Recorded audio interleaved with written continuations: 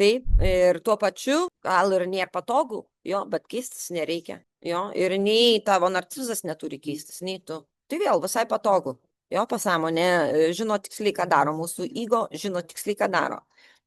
Integracija privalo įvykti.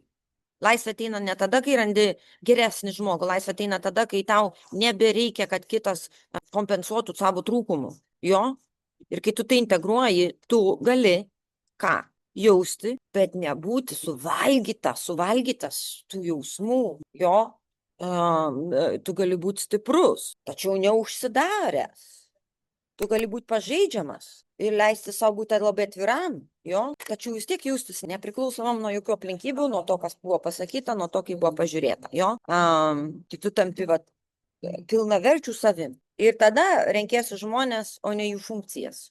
Ir žmonės tave kitaip traukia, ir tu kitaip žmonės trauki, ir jūs pasirinkat vienas kitą.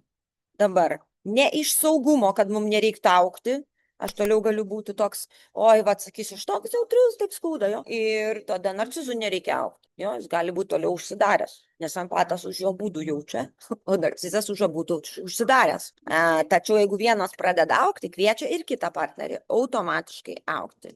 Tai atsisėskit ir pagalvokit, jo, kur aš jaučiuosi, kad šitaip per atvira, per didelės gal ribos uždėtos, jeigu linkiai, visi mes turim ir narcisisto, ir empato, jeigu linkiai narcizą, jeigu linkiai empatą, irgi paklauskit savęs, per kur aš išsilieju per daug.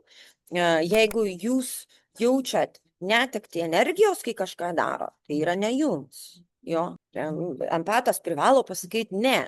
Be jokio paaiškinimo, jo, ir nebėk gelbėt visų, ir nejaust jokios kaltės apie tai.